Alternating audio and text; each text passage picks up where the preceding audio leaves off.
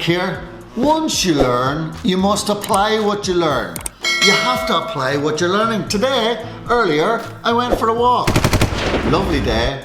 We're in stricter COVID conditions now around the area that I live, and I always go out. I'm always listening to things that'll help me learn more. And I do learn a lot, and I learn a lot about the drones, but do I actually implement it? Am I falling into what Christo and others say, a guy that I follow on YouTube, intellectual masturbation?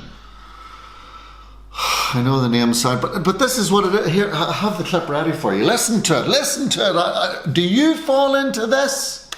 And that's the juice of the lemonade that you're going to coming. Listen. The next part is, once you learn, you need to apply. You need to implement the things that you learn. Otherwise, it's like intellectual masturbation, which doesn't do anybody any good. Okay? It's like what academics might do. But what you have to do is you have to teach. You have to apply it in your life. You have to build something from it.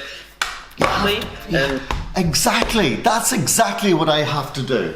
See the way I changed from one place to the other? Because this is the key message. So in order for me to implement properly everything that I'm studying on other people's videos, the one thing that I see that my videos are lacking at the moment is proper color correction in the drone footage.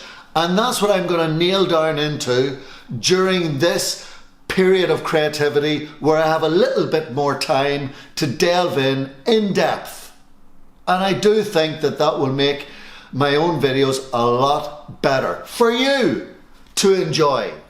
So with that cleared up, I'm going to take advantage of this video now to show you what I mean regarding color correcting properly my drone footage.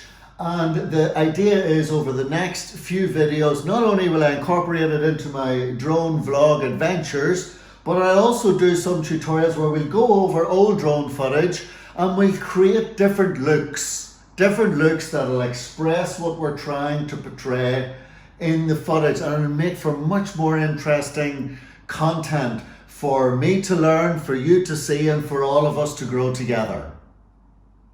God, that sounded excellent. That's exactly it. Okay, let me know in the comments what you think. So let's go over now to the computer and we'll do our first bit of footage.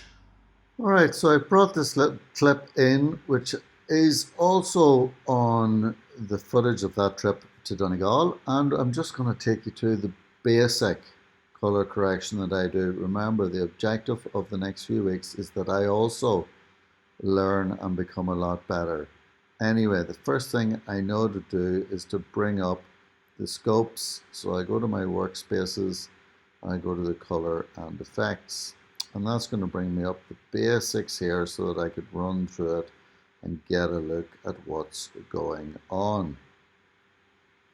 And I am just going to open up the shadows and the highlights and put a tiny bit of saturation in to just bring out the authentic colors. So that's what it's looking like at the minute. Okay, now I can go over here to my color and go to the wheels, which are the easiest to adjust whenever we are working and getting used to the colors. Now, let's put it somewhere like that, so we can totally bring that down to bring up a little bit more of the shadows and the highlights a little bit up. Not very much, just enough to be able to see them. Master of it will bring it. See, I'm starting to see some of the purple heather, which is really nice. So the mid-tones,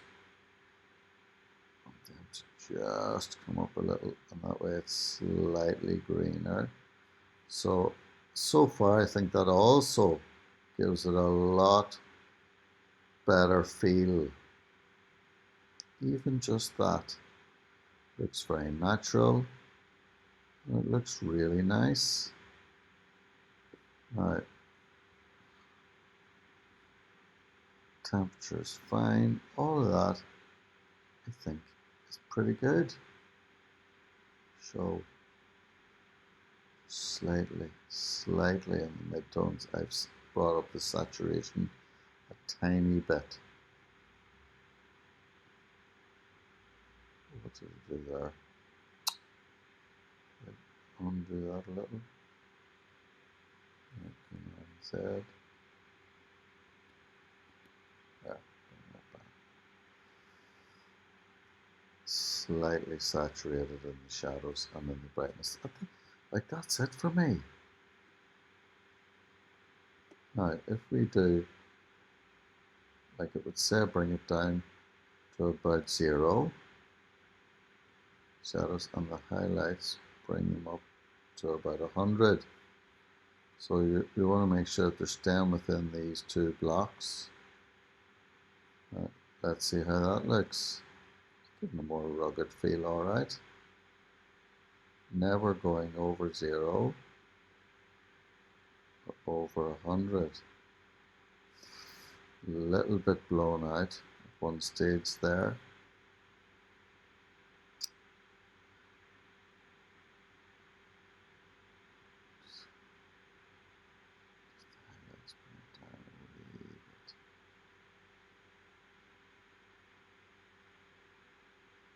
Loving the purple heather that you can see.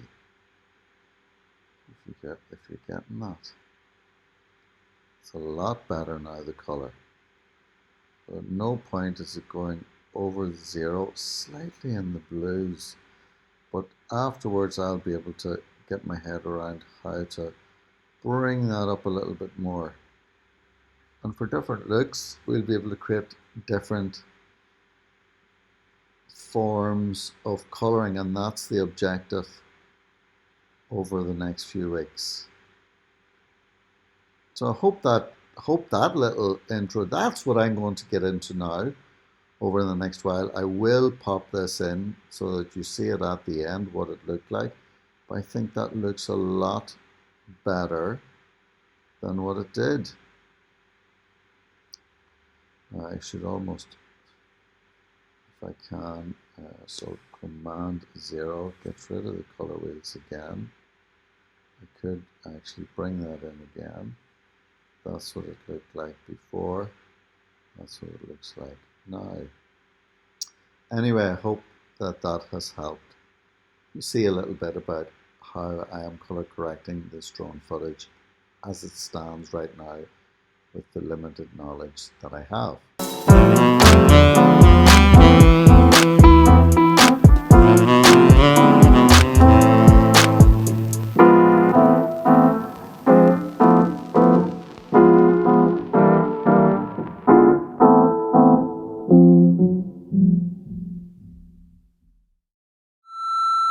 I remember as a kid I watched this really scary movie, well I thought it was very scary, called Dark Night of the Scarecrow. And when I was out on my walk today, I saw a scarecrow in somebody's garden, and I did sneak a little bit of video footage to show you.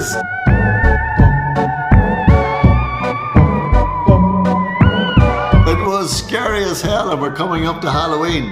Anyway, this is a great opportunity for us all to use the area that we have and to make something interesting over the next few weeks, and that's what I want to do. Thank you for tuning in, and I look forward to chatting to you down the line, lads.